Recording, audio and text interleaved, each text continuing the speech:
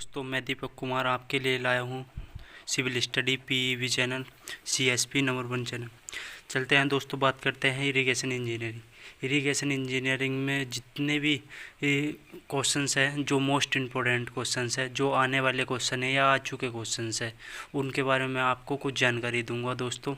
इसलिए इस वीडियो को लास्ट तक देखें, क्योंकि तभी बेनिफिट होगा जब आप वीडियो लास्ट तक देखोगे। तो चलते हैं दोस्तों, बात करते हैं इरिगेशन इंजीनियरिंग की। इरिगेशन इंजीनियरिंग होता क्या है? इरिगेशन यानी कि हिंदी में इसे बोलते हैं सिंचाई इंजीनियरिंग।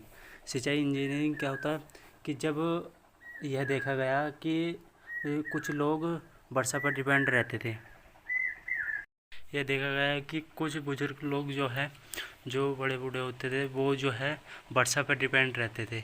लेकिन वर्षा ये तो नहीं था कि आने से खेती हो, हमने सब खेती लगानी है और वर्षा खेती लगाती हो जाए, ऐसा कुछ नहीं था। तो इसीलिए इन चीज़ों को नोट करते हुए सिंचाई विभाग ने सिंचाई के निम्न तरीके बताए कि यह एक प्रकार की कृत्रिम वर्षा होती है, कि जिसमें सिंचाई की फसलों को ठीक समय पर पानी मिल दिया जाता है, जिससे उनकी नमी की मात्रा पूरी हो जाती है। तो यह दोस्तों सिंचाई इरिगेशन इंजीनियरिंग के बारे में बताया। चलते हैं दोस्तों, बात करते हैं दोस्तों। अगला क्वेश्चन है दोस्तों हमारा कि खेतों में जल वितरण की किस तकनीक को ट्रैकिकल सिंचाई भी कहा जाता है। देखो, ट्रैकिकल सिंचाई क्या होती है कि एक जैसा पौधा है, कोई पौधा लगा दिया हमने, उस फसलों के पौधे में बूंद बूंद कर पानी टपकाया जाता है। उस विधि को कौन सी विधि है वो? तो उस विधि को दोस्तों हम ड्रिप इरिगेशन कहेंगे। ड्रिप इरिगेशन क्या होता है?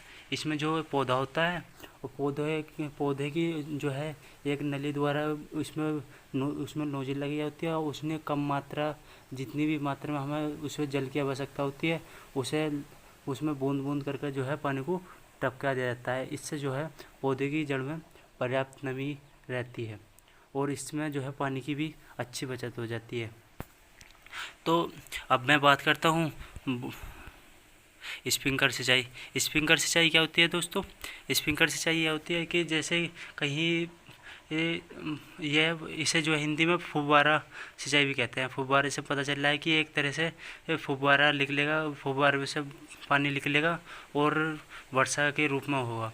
ठीक है दोस्तों, इसका इसका यूज 300 मीटर की दूरी पर एक फुब्बारा फिर दूसरा फुब्बारा करके लगा दिया जाता है। बॉर्डर सिंचाई क्या होती है कि इसमें मान लीजिए किसी का ये पर्याप्त खेत है, और इस खेत में हमने डायरेक्ट पानी भर दिया, बॉर्डर बना के पानी भर दिया, इसे कैरिया बनाकर पानी भर देते हैं। तो इसके बॉर्डर फील्डिंग सिंचाई कहते हैं। और फ्री फील्डिंग सिंचाई जो होती है दोस्तों, ये भी सिंचाई बहुत अच्छी सिंचाई होती है। इसमें क्या होता है कि इस सिंचाई एक जैसे किसी खेत है या किसी की कृषि योग्य भूमि में जल भर देते हैं। जल क्यों भरेंगे? वो उसमें दो प्रकार से, यह हिंदी में बाढ़ सिंचाई भी बोलते हैं। बाढ़ सिंचाई दोस्तों दो प्रकार की होती हैं, एक नियंत्रित बाढ़ सिंचाई, एक अनियंत्रित। नियंत्रित मतलब कि जिस पर हम नियंत्रण कर सकते हैं, अनियंत्रित जिस पर हम नियंत्रण नहीं कर सकते हैं।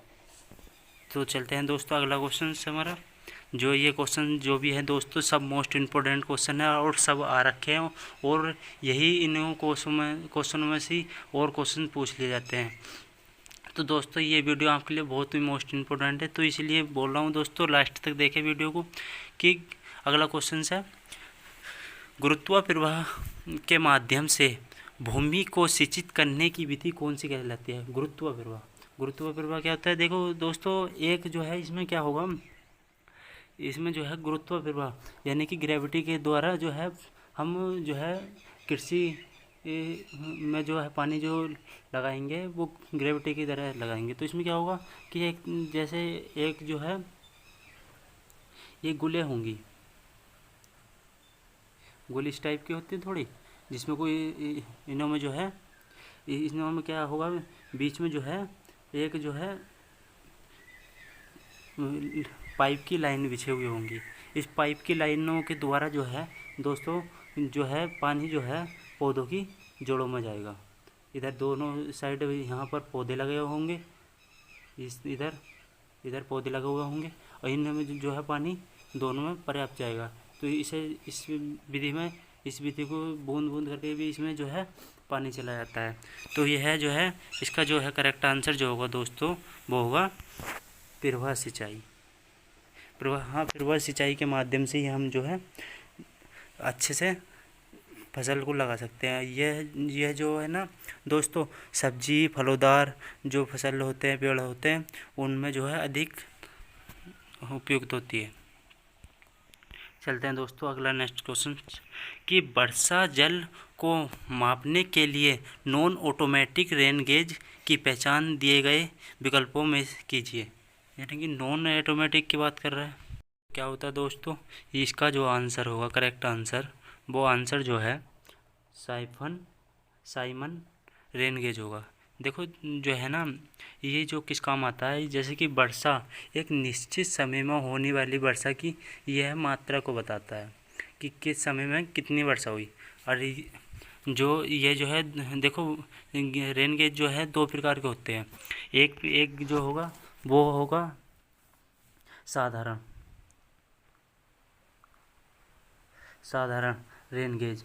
ठीक है दोस्तों, साधारण रेन गेज के अंतर्गत जो है दो प्रकार के गेज आएंगे, एक साइमन रेन गेज और एक भार वेटक रेन गेज। ठीक है, दो प्रकार के रेन गेज आएंगे। ठीक है, और जो दूसरा टाइप है इसका, जो दो प्रकार का होते हैं, दूसरा टाइप जो है इसका दो स्वचालित, जो कि स्वतः चलित होता है, स्वचालित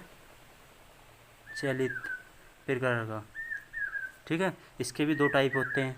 ये जो है एक तो होता है टैंपिंग वेटक रेन गेज और एक फ्लोट टाइप रेन गेज होता है। तो दोस्तों अब मैं बात करता हूँ क्या नाम है इसका, जो आंसर होगा साइमन रेन गेज। और जो स्वचालित रेन गेज होता है वो जो है वर्षा मापी जो है प्रति घंटे में होने वाली वर्षा की तीव्रता को बताता है। ठीक है दोस्तों, तो इसका जो करेक्ट आंसर जो है साइमन रेन गेज हो जाएगा। ठीक है, अगला क्वेश्चन है हमारा, किसी विधि में वर्षा के रूप में पानी को वायु में सिंचाई किया जाता है। देखो पानी को एक इसमें क्या बोल रहा है कि वर्षा के रूप में, यानी कि एक जो कृत्रिम जो सिंचाई होगी उसे जो है वायु में मिलाएंगे।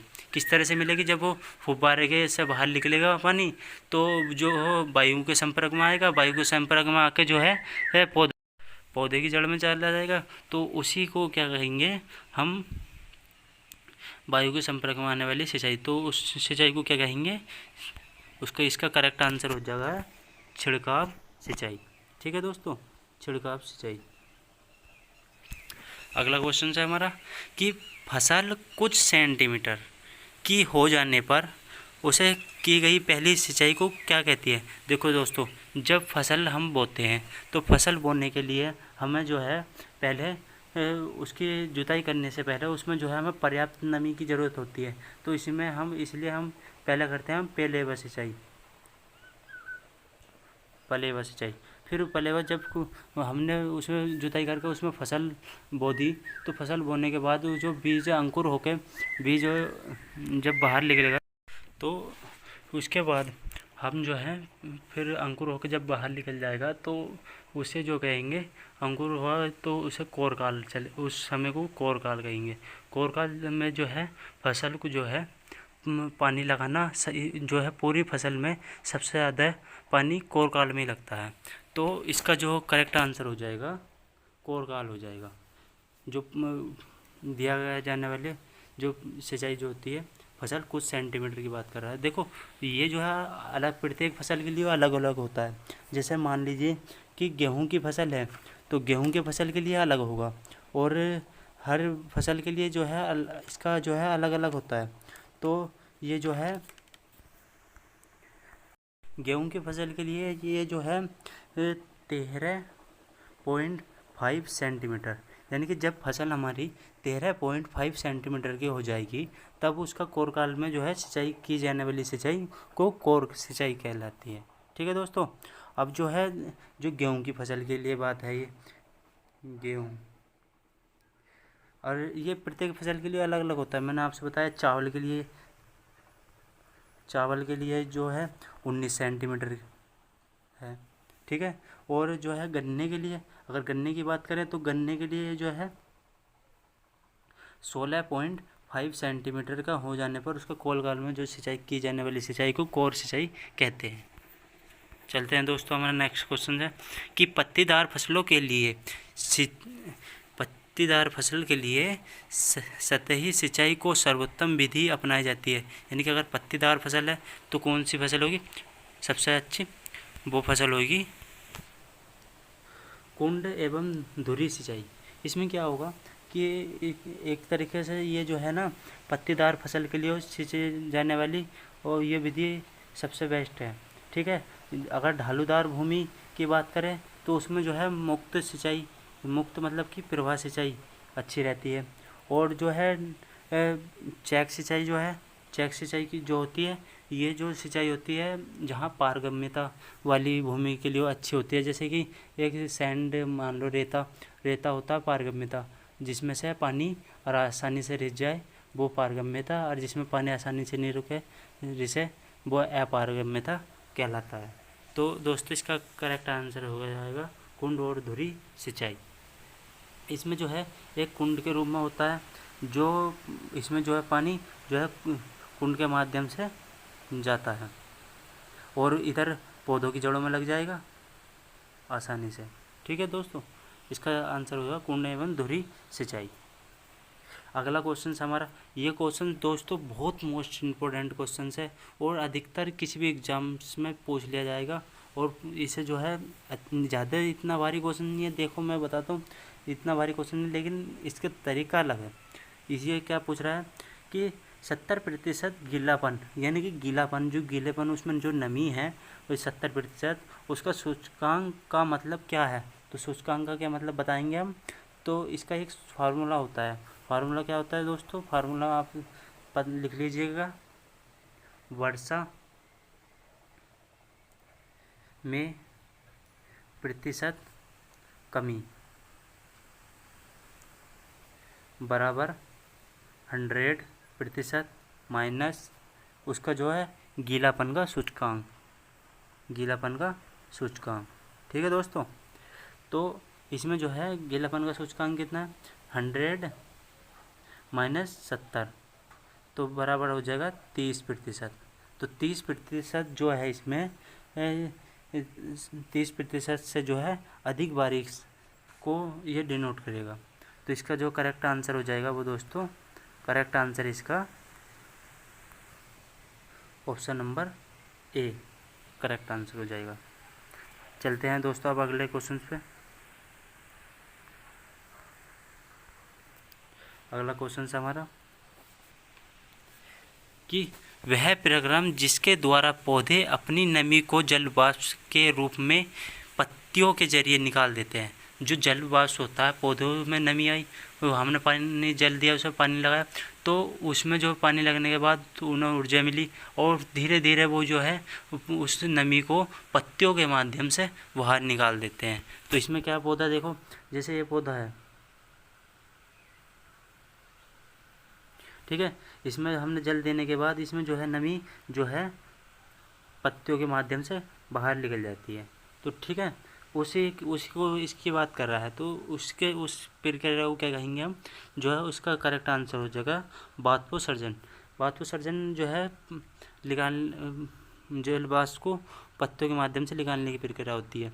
और जो बाष्पीकरण होता है, कुछ दोस्त बाष्पीकरण समझ रहे होंगे। बाष्पीकरण क्या होता है? जब नदी नालों में वर्षा होने के उपरांत जब नदी नालों में जल बहकर जाता है, ठीक है, उसमें जो जल होता है जो वाष्प बनकर जो बादलों का रूप ले लेता है और फिर से ये साइकिल होता है, उसी प्रक्रिया को हम क्या कहेंगे? सतह बाष्पीकरण। ठीक है, तो इसका करेक्ट आंसर होता है बाष्पोत्सर्जन।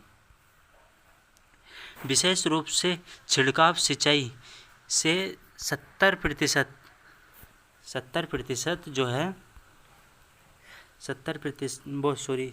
विशेष रूप से छिड़काव सिंचाई से 80% सिंचाई की दक्षता संभव है। 80% क्या होता है दोस्तों? 80% जिसमें हम 80% दक्षता मतलब कि इफिशेंसी प्राप्त हो सके, तो वो सिंचाई को क्या कहते हैं? उस कौन से क्षेत्र में जो है ये सिंचाई करने से जो है हमें 80% की जो है इफिशेंसी प्राप्त हो सके, तो उस क्षेत्र को देखो। अगर पहाड़ी क्षेत्र की बात करें तो पहाड़ी क्षेत्र में हमें 80% की अगर छिड़काव सिंचाई करें तो उसमें हमें 80% की इफिशेंसी नहीं प्राप्त होगी। शुष्क क्षेत्र है उसमें तो बिल्कुल होगी नहीं। और जो पूर्णतः शुष्क क्षेत्र है, मतलब कि पूरा ही शुष्क क्षेत्र है, वहाँ अगर ये जो है छिड़काव सिंचाई जो है उथली जगह के लिए प्रयोग की जाती है। उथली जगह जिन पौधों की जड़ें ऊपर होती हैं, मतलब कि ज़्यादा गहराई में नहीं होती है, उस सिंचाई के उन जगह के लिए पर्याप्त होती है।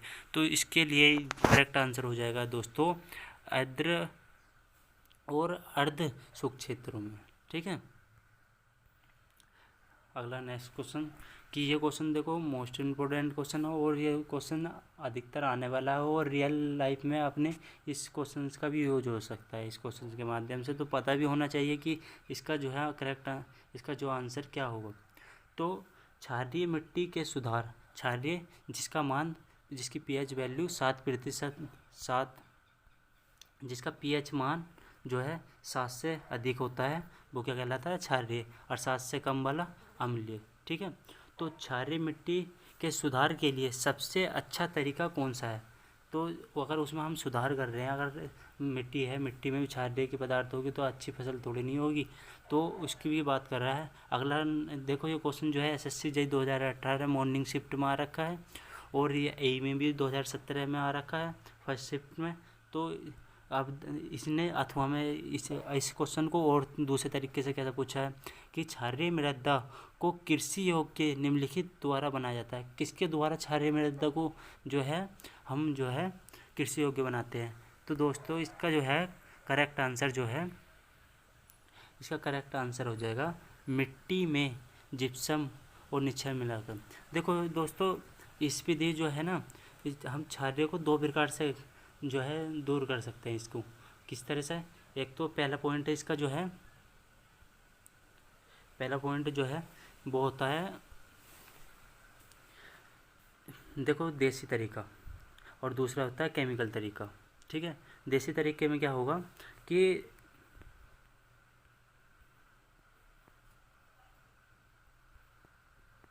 देसी तरीके में क्या होगा, अगर आप किसी भूमि में कृषि कर रहे हैं, उस कृषि करने के लिए अगर हम उसमें पानी भरकर अगर जुताई करें अच्छी तरह, यानी कि हल चलाएं उसमें या रोटावेटर ट्रैक्टर द्वारा उसे जुताई करें अच्छे से, तो उसकी जो है क्षारीयता की मात्रा जो है उसमें कमी हो जाएगी। ये तो इसका देसी तरीका है।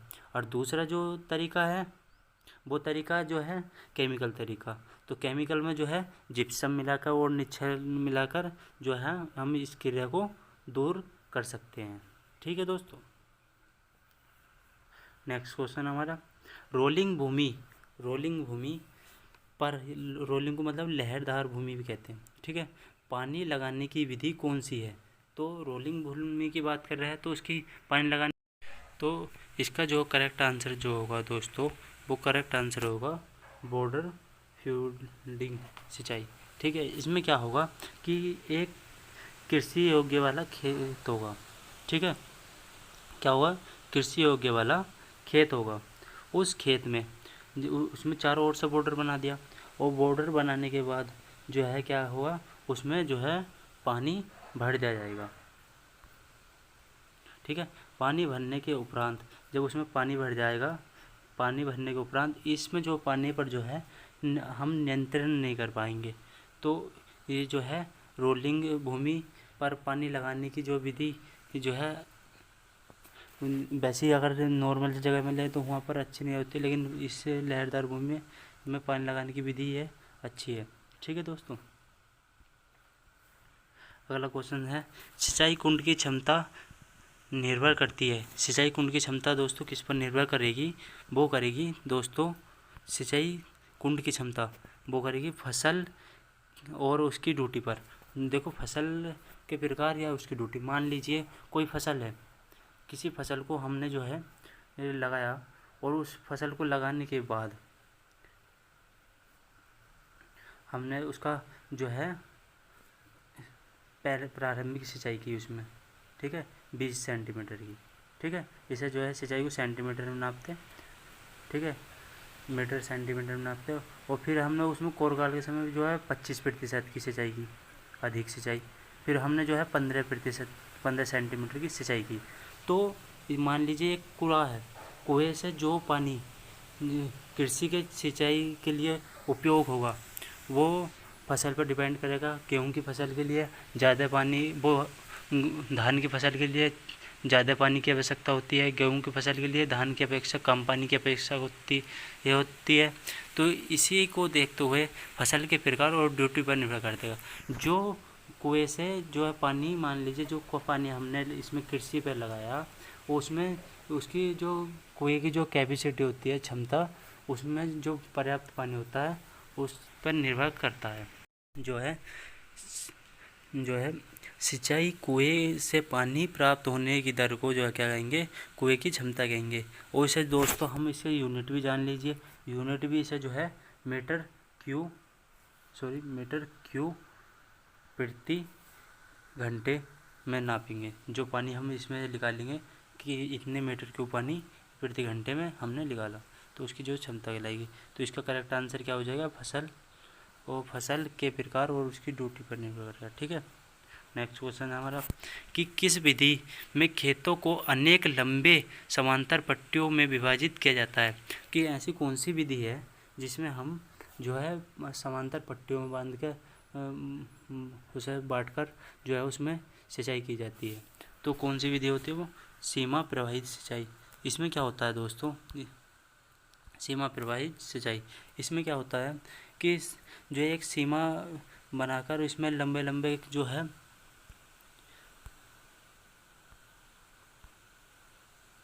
खेतों में हम बांट देते हैं, पूरे खेत को समांतर। ये जो है इसकी बॉर्डर होगा एक तरह से, डोल जिसे बोलते हैं, मेड़ जिसे बोलते हैं हिंदी में, ठीक है। उसमें जो है उचित मात्रा में गहराई में जो पानी रोक लेते हैं हम, जो उसी को जो है हम सीमा प्रवाहित सिंचाई कहते हैं, ठीक है। इसमें जो है समांतर पट्टियों में विभाजित करके, तो सीमा प्रवाहित सिंचाई इसका करेक्ट आंसर हो जाएगा। चलते हैं क्वेश्चन, अगला क्वेश्चन से दोस्तों कि सबसे उपजाऊ मृदा कौन सी है। बात करते हैं दोस्तों सबसे उपजाऊ। देखो सबसे उपजाऊ अगर काली कपासी मृदा की बात करें तो वो मृदा जो है कपास के लिए अधिक सबसे अच्छी मृदा कहलाएगी। लेकिन जो है काली कपासी मृदा जो है सबसे अच्छी मृदा कहलाएगी। लेकिन इसका जो करेक्ट आंसर होगा जलोढ़ मृदा। जलोढ़ मृदा क्या होती है, ये किसी भी कृषि के लिए अच्छी मृदा होती है। अब ये थोड़ी नहीं कि हम कहीं सब समय कपास थोड़ी नहीं लगाना, सब में को और भी फसल लगानी, तो सबसे इसके जो बेस्ट आंसर हो जाएगा जलोढ़ मृदा, ठीक है। क्वेश्चन नंबर अगला, सिंचाई की प्रवाह आवश्यकता होती है। देखो सिंचाई की प्रवाह आवश्यकता यानी कि आवश्यकता किस क्षेत्रों में होती है सिंचाई की, ये उसके बारे में बात कर रहा है। तो देखो शुष्क क्षेत्र होगा वहाँ भी सिंचाई की आवश्यकता होगी, और अर्ध शुष्क होगा क्षेत्र उसमें भी जो है सिंचाई की आवश्यकता होगी, और अर्ध क्षेत्र जो होगा जिसमें थोड़ी नमी होगी वो उसमें भी सिंचाई की आवश्यकता होगी। तो दोस्तों इसका जो करेक्ट आंसर हो जाएगा उपयुक्त सभी क्षेत्रों में जो है सिंचाई की आवश्यकता होगी। नेक्स्ट क्वेश्चन दोस्तों कि निम्न में से किस सिंचाई में कम पानी की हानि होती है।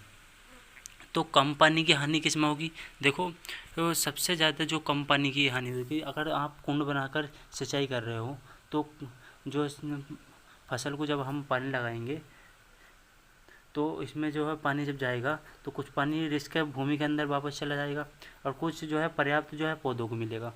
तो यह जो है ये तो इसमें जो है पानी की हानि जो है होती है, ठीक है। तो ये कम पानी की बात कर रहा है, तो कम पानी में कौन से उसमें होगी कम पानी की जो हानि, वो हानि होगी दोस्तों, आप एक इमेजिन कीजिए कि किस में हो सकती है।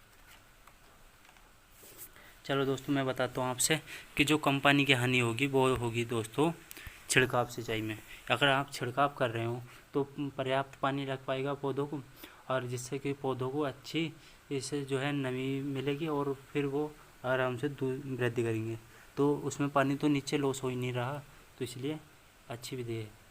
ठीक है, छिड़काव सिंचाई। अगला नेक्स्ट क्वेश्चन कि ग्राफ जिसमें एक्स एक्स पर समय और वाई एक्स पर जो विसर्जन दर्शाया जाता है। देखो मैं इसे ग्राफ को अभी समझा दूँ, आगे भी इसका क्वेश्चन है। तो एक ग्राफ होता है, ये जो है इसमें जो है एक ग्राफ होता है। वो ग्राफ किस तरह से होता है कि इस तरह से एक ग्राफ बना हुआ होगा, ये जो है वाई एक्स होगी, जो है एक्स एक्स होगी। तो इसमें जो है यहाँ पर जो है विसर्जन जो डिस्चार्ज होगा वो बताएगा, ये टाइम को बताएगा।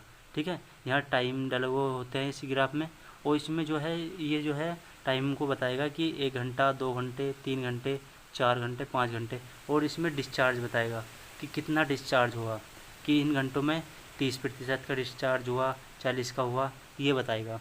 तो इसमें एक इस तरह से ग्राफ होता है जो कि बताता है कि इस पॉइंट पर इस घंटे में इतना डिस्चार्ज हुआ। मान लीजिए है 40 है, तो 40 से जो है 2 घंटे में जो है 2 घंटे में 40% का डिस्चार्ज हुआ। तो ये इसकी बात कर रहा है। तो उस ग्राफ को क्या बोलते हैं दोस्तों? उस ग्राफ को जो है हाइड्रोग्राफ कहते हैं, हाइड्रोग्राफ। इस ग्राफ के माध्यम से हम जो है वर्षा की जो मात्रा को पता कर लेते हैं। वर्षा जो कृत्रिम सिंचाई होती है या कि वर्षा की भी मात्रा होती है, सब इसके द्वारा हम पता कर लेते हैं। अगला क्वेश्चन इसी से ही कि एक यूनिट हाइड्रोग्राफ है, कितना है एक यूनिट हाइड्रोग्राफ? तो उसे क्या करेंगे एक यूनिट हाइड्रोग्राफ को? तो एक यूनिट हाइड्रोग्राफ जो होता है दोस्तों, वो होता है प्रत्यक्ष रन ऑफ इकाई। ठीक है दोस्तों, प्रत्यक्ष रन ऑफ इकाई एक हाइड्रोग्राफ होती है, यानी कि यूनिट हाइड्रोग्राफ प्रत्यक्ष रन ऑफ क्या होता है कि अफवाह, जिसे हिंदी में बोलते हैं अफवाह,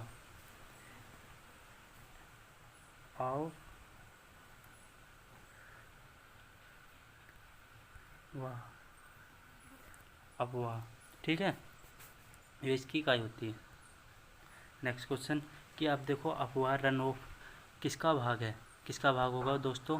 अफवाह रन ऑफ जो है वर्षण का भाग होगा। इसमें क्या होगा दोस्तों? इसमें जो है बर्फ़ होगी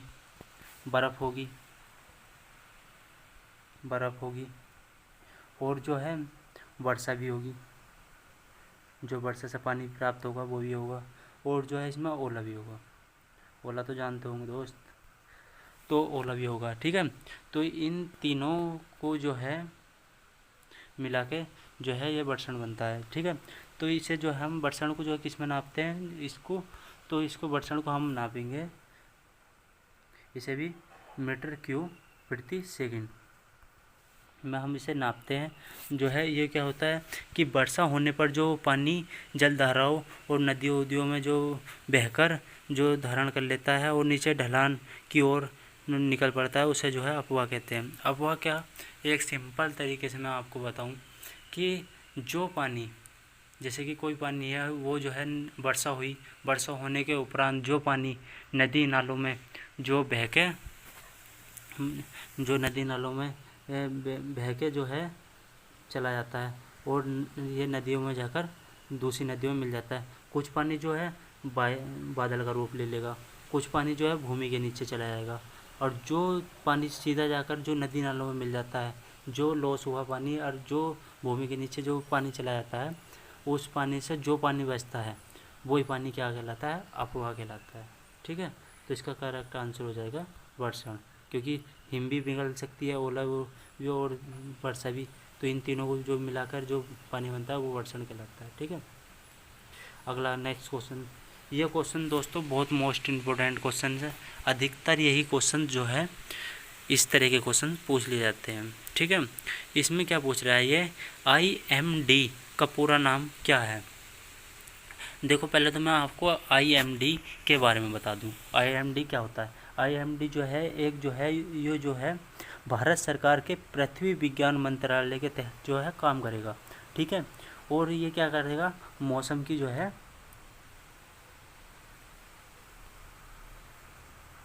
भविष्यवाणी करेगा।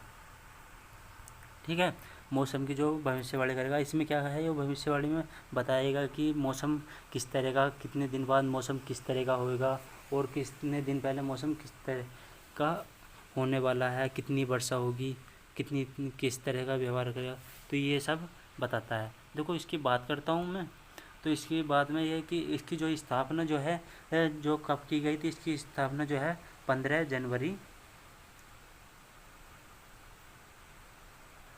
15 जनवरी, सॉरी दोस्तों इसमें थोड़ा लिखने में प्रॉब्लम हो रही है, तो इसलिए आपको समझना ही पड़ेगा। तो दोस्तों 15 जनवरी, और इसका जो है स्थापना जो है 1875 में इसकी स्थापना की गई। और जो है इसका जो जब इसकी स्थापना गई थी तो इसका हेडक्वार्टर जो है मुख्यालय, वो मुख्यालय था कलकत्ता में, कलकत्ता जिसे कोलकाता भी बोलते हैं। ठीक है, और अब जो है वर्तमान समय में ये कहाँ पर है, इसकी स्थापना दोस्तों 3 बार हो चुकी है। एक 1905 में हुई थी, तो इसका कोलकाता शिमला पहुँचा दिया गया था। फिर इसके हेडक्वार्टर फिर 1905 के बाद इसे 1928 को दोस्तों पुणे पहुँचा दिया। अब जो वर्तमान समय में की बात करता हूँ, इसका वर्तमान समय में जो है इसके हेडक्वार्टर को 1944 में दिल्ली में इसका हेडक्वार्टर को लाया गया। ठीक है दोस्तों, अगला पॉइंट कि इकाई हाइड्रोग्राफ का सिद्धांत किसने दिया। देखो इकाई हाइड्रोग्राफ मैं बताता हूँ दोस्तों किस तरह का होता है। देखो इस तरह का इकाई हाइड्रोग्राफ होता है। इसमें क्या होता है कि एक अंदर जो है एक घूर्णन होता है, वो जिसमें वो रोटेट करता है। जब वर्षा पड़ती है इसके बीच में तो वो रोटेट होने लग जाता है। जब रोटेट होने के बाद रोटेट होता है तो एक जो है इसमें जो है नीचे से कनेक्ट होता है, और जो जब रोटेट होता है तो ये जो है ये यहाँ पर एक तरह से निडल पेन की तरह से होता है, और जो वर्षा को जो है बताता रहता है कि इस तरह से करता रहता है कि इस यहाँ दिखाई दे टाइम, इसमें विसर्जन दिखाई देगा और यहाँ पर समय होगा। देखो ये समय है कि किस टाइम कितने वर्षा हो रही है, तो इसमें ये बताएगा कि 18 में इस समय में 18 घंटे में इतनी वर्षा हुई, और इसमें जो है वर्षा की मात्रा को ये बताएगा। ठीक है, इस तरह का हाइड्रोग्राफ होता है दोस्तों, और जो इसकी रीडिंग को बताएगा जो वर्षा की कितनी मात्रा में वर्षा हो रही है, इसे बताएगा कितनी तीव्रता से वर्षा हो रही है। ठीक है,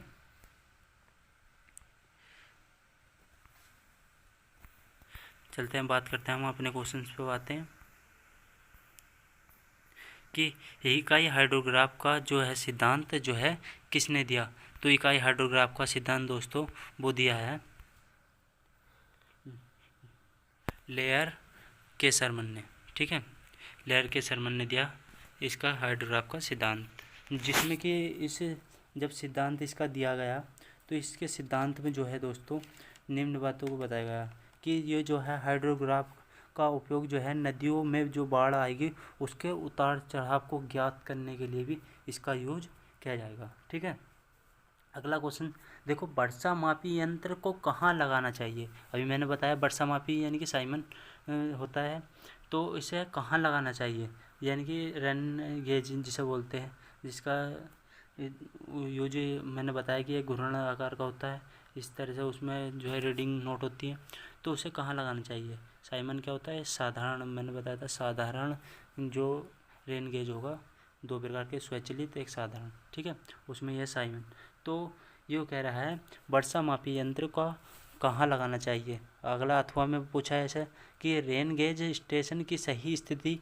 कहाँ पर होगी। देखो ये उत्तराखंड जेई पेपर सेकंड 2015 में आ रखा है, और हिमाचल प्रदेश में एसएससी जो है 2015 में आ रखा है, तो इसीलिए मैं आपको दोस्तों बता दूं कि ये क्वेश्चन जो है वो क्वेश्चन है कि जो क्वेश्चन अधिकतर आ रखे हैं और मोस्ट इम्पोर्टेंट है, तो इसीलिए मैं आपको ये क्वेश्चन बहुत छांट के लेकर आया हूँ कि जिससे कि आप अच्छे से इन क्वेश्चन को जानकारी ले लें, कि ताकि कोई कन्फ्यूजन नहीं हो। तो इसलिए मैं आपको बता रहा हूँ।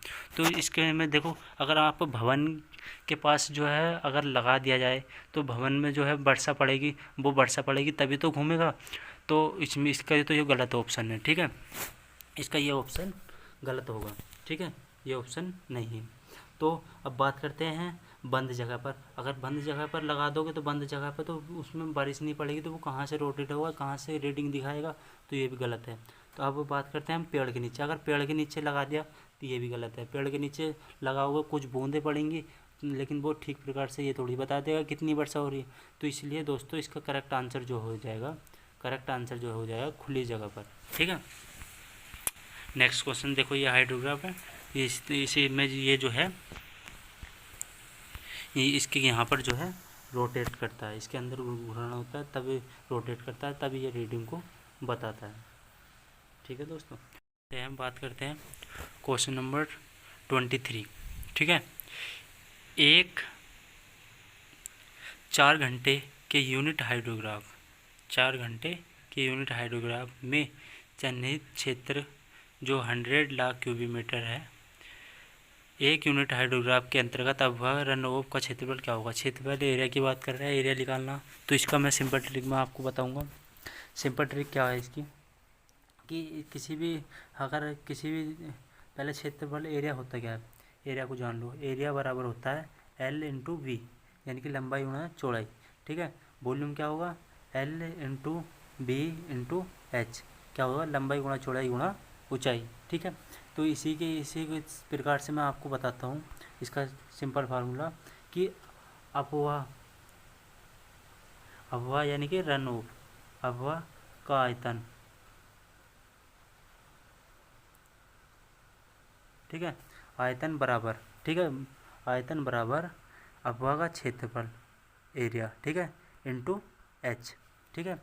एच क्या होगी, गहराई उसकी, ठीक है, कितनी डेप्थ, कितना पानी। तो हम 1 सेंटीमीटर की सिंचाई करते हैं, तो 1 सेंटीमीटर की सिंचाई की बात करें तो 1 सेंटीमीटर के लिए होगा, इसे मीटर में कन्वर्ट करेंगे 0.1 मीटर हो जाएगा।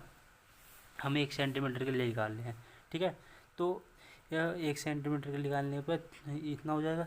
तो इसे पुट करेंगे, जो अपवाह का आयतन कितना होगा, अपवाह का आयतन दे रखा है इसने, हाइड्रोग्राफ के सन्निहित क्षेत्रफल एक वो 100 लाख क्यूबिक मीटर। तो 100 लाख में क्या हम ऐसे लिख सकते हैं 10 इंटू 10⁶, ठीक है, बराबर। सिंपल क्वेश्चन को आसान बनाने के लिए इस तरह से बता रहा हूँ, ठीक है। इंटू एरिया, एरिया वो हमसे पूछ रहा है, हाइट कितनी इसकी 0.01 सेंटीमीटर। जब इसे हम इसके अपोन में पहुँचा देंगे तो क्या आ जाएगा, ये इस तरह से हो जाएगा 10 इंटू 10⁶ अपॉन 0.01, ठीक है। तो ये क्या आ जाएगा, एरिया, ठीक है। जब इसे सोल्व करेंगे तो क्या आ जाएगा, ये 10⁹, ठीक है, 10⁹। और दोस्तों मैं बात अभी बताऊं तुम्हें कि एक हाइड्रोग्राफ, एक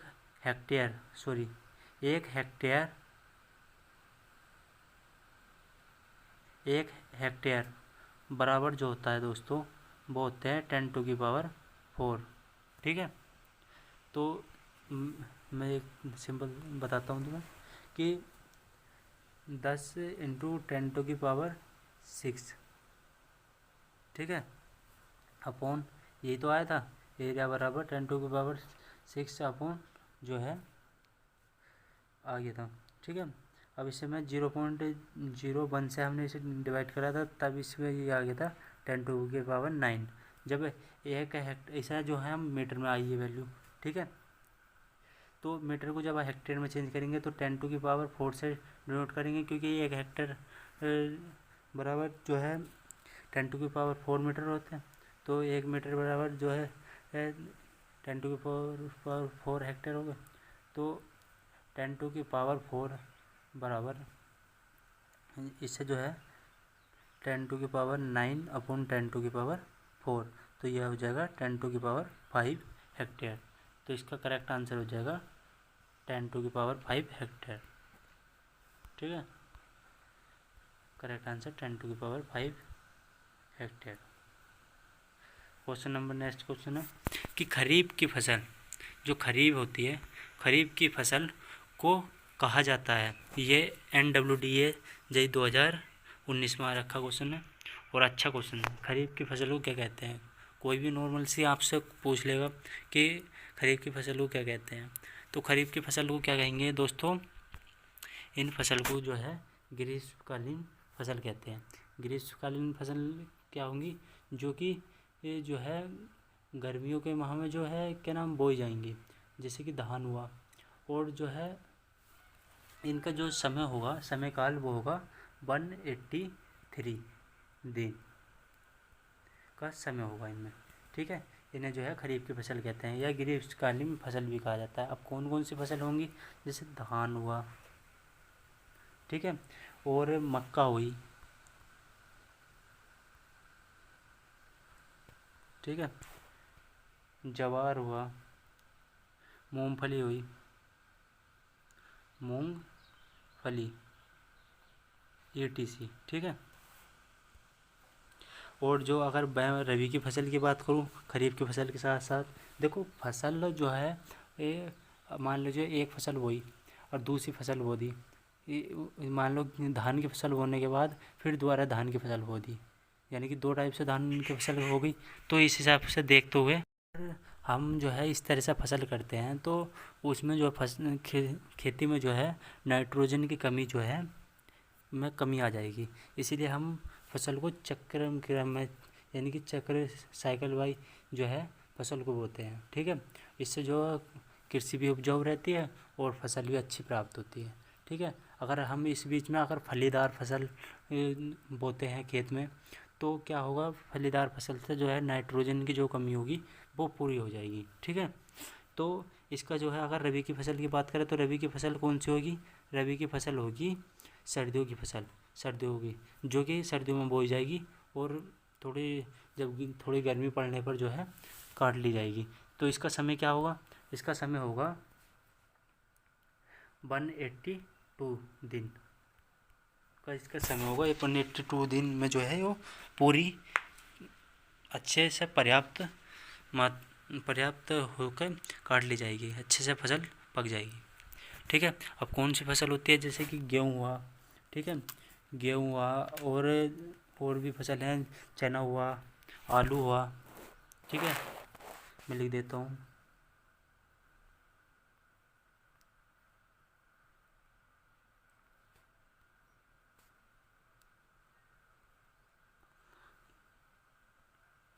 ठीक है, ये जो फसल होंगी जो है सर्दियों की फसल कहलाएंगी। ठीक है, नेक्स्ट क्वेश्चन है हमारा कि क्षेत्र में पूरी अवधि के दौरान एक फसल द्वारा आवश्यक पानी की कुल गहराई को जाना जाता है। देखो पानी की कुल गहराई की बात कर रहा है वो, कि पानी की कुल गहराई को क्या कहा जाता है? तो मैं बता दूं आपको दोस्तों, डेल्टा इसका करेक्ट आंसर हो जाएगा। किस प्रकार से? देखो वो जैसे कि क्षेत्र में पूरी परिधि यानी कि पूरी परिधि के दौरान मान लीजिए अगर हम किसी फसल को पानी लगाते हैं तो उस पानी की जो कुल गहराई क्या होगी? डेल्टा कहलाएगी, डेल्टा कहलाएगी। ठीक है, और जो ड्यूटी की बात करूँ मैं कि अगर किसी क्षेत्र में किसी मान लो किसी कृषि करते हैं तो कृषि में जो वो कुएं से जो पानी हमने निकाला और या किसी नहर से जो पानी निकाला और जो सिंचाई किया गया पानी की जो कुल मात्रा होगी वो क्या कहलाएगी? ड्यूटी। ठीक है, इसे जो है डेल्टा को हम गहराई है तो इसे जो है हम मीटर में निकालेंगे और जो ड्यूटी होती है ड्यूटी होगी उसे जो हम जो है मीटर प्रति सेकंड में निकाल लेंगे, घन मीटर प्रति सेकंड में हम निकाल लेंगे। ठीक है, तो अब क्वेश्चन, नेक्स्ट क्वेश्चन कि फसल के बुवाई, ये दोस्तों देखो बहुत मोस्ट इम्पोर्टेंट क्वेश्चन है और यह अधिकतर किसी भी एग्जाम्स में पूछ लिया जाएगा, क्योंकि ये इतना मोस्ट इम्पोर्टेंट है कुछ ज़्यादा कि जो सिंपल भी बहुत है और इसके एक समीकरण है जो समीकरण के द्वारा जो है इसे सॉल्व किया जाता है, ठीक है। लेकिन मैं आपको सिंपल ट्रिक में इसे जो है बताऊंगा। फसल के बुवाई में यदि डेल्टा की गहराई जो है सेंटीमीटर, देखो मैंने मीटर में बताया था तो इसमें सेंटीमीटर में पूछ रहा है तो ड्यूटी और डेल्टा के बीच संबंध बताइए। देखो एक सिंपल सा तरीका बता दूँ मैं तुम्हें कि ड्यूटी और डेल्टा के बीच संबंध बता कर रहा है, तो इतना याद कर लो कि D into duty into delta, ठीक है, इनके बीच संबंध पता कर रहा है। जो है ये जो है हेक्टेयर मीटर में है, तो हेक्टेयर मीटर में है दिए हुए, तो हेक्टेयर को जो है हम मीटर में कर लेंगे कन्वर्ट, ठीक है। हेक्टेयर अलग है, मीटर अलग है, तो हेक्टेयर में डी इंटू डेल्टा जो है हेक्टेयर में है, तो इसे मीटर में करने के लिए हम जो है 10⁴ कर देंगे, ठीक है। इसे मान लो समीकरण नंबर 1, ठीक है। और जो फिर जो है अगर हम पानी के कुल आयतन की बात करें तो जो हमने जो है मान लीजिए किसी केंचु को हमने किसी समय में जो है पानी लगा दिया जाए, ठीक है, और उसके जो है उस निश्चित अवधि में जो हमने पानी लगाया किसी काल में, तो उसे जो किस में निकालेंगे, जो बी था, बी की यूनिट क्या थी, बी की यूनिट जो थी, बी की यूनिट जो थी इस जो दिन था, दिन में निकालेंगे डे में, ठीक है, डेज में निकाल लेंगे। तो इसके क्या हुए, सॉरी क्या था, डी इंटू डेल्टा इंटू 10⁴ था ना, तो समीकरण नंबर इसे हमने 1 मानना था, ठीक है। अब जो है दूसरी समीकरण की बात करते हैं।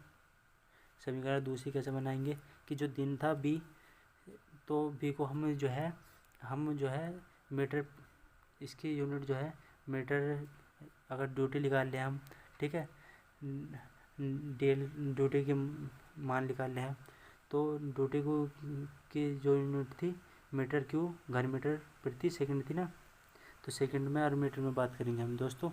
तो इसे निकालने के लिए फिर हम इसे जो है किससे करेंगे, तो 1 इंटू मीटर में था, 1 इंटू क्या हो जाएगा, ये एक और लाइन छोड़ दी मैंने थोड़ी, 1 into 24 into 60 into 60 into B को क्या कर लिया हमने, इसे जो है दिन को जो है हमने सेकंड में चेंज कर लिया, ठीक है। इसे समीकरण नंबर 2 मान लो, ठीक है। अब समीकरण 1 और 2 को बराबर करने पर, ठीक है, जब इसे बराबर करेंगे समीकरण 1 और 2 को कि तो क्या, तो हमने समीकरण 1 और 2 को बराबर कर लिया, तो बराबर करेंगे तो हम इसमें से हम जो है हम डेल्टा डी का मान निकाल लेंगे, डेल्टा का मान निकाल लेंगे, सॉरी गहराई का मान निकाल लेंगे, तो क्या हो जाएगा 1 into 24 into 60 into 60 into B, ठीक है, अपोन, इसके अपोन जो है डी इंटू 10⁴, ठीक है, 10⁴, तो इसे जब सोल्व करेंगे हम तो डेल्टा बराबर हो जाएगा 8.64 अपॉन डी इंटू बी, ठीक है। तो इसे जो है ये जो है मीटर में आएगी वैल्यू। अब मीटर में से सेंटीमीटर में करेंगे तो जो है कितने डिवाइड करना पड़ेगा 100 से, तो ये क्या हो जाएगा, ये 86 पॉइंट नहीं है 864 इंटू बी अपॉन डी, तो इसे ये जो है सेंटीमीटर में आ जाएगा। तो इसका जो करेक्ट आंसर हो जाएगा वो करेक्ट आंसर होगा डेल्टा बराबर 864 B upon D, correct answer हो जाएगा। अब चलते हैं दोस्तों नेक्स्ट क्वेश्चन। ये क्वेश्चन देखो या अपने रियल लाइफ में भी इस क्वेश्चन की जो है जानकारी होनी चाहिए। और ये अच्छा क्वेश्चन है, मोस्ट इम्पोर्टेंट भी है। और ये जो है 1 नंबर में पूछ लिया जाता है कि गेहूं को सामान्यतः फसल काल में कितने सेंटीमीटर की जल की आवश्यकता होती है। किसकी बात कर रहा है? देखो दोस्तों, ये बात कर रहा है गेहूं की, नहीं कि धान की। धान को तो गेहूं से अधिक जो है धान को पानी की आवश्यकता होती है। गेहूं में जो है इसका जो आंसर जो है दोस्तों, आपको कमेंट में लिख के बताना है कि इसका आंसर क्या होगा।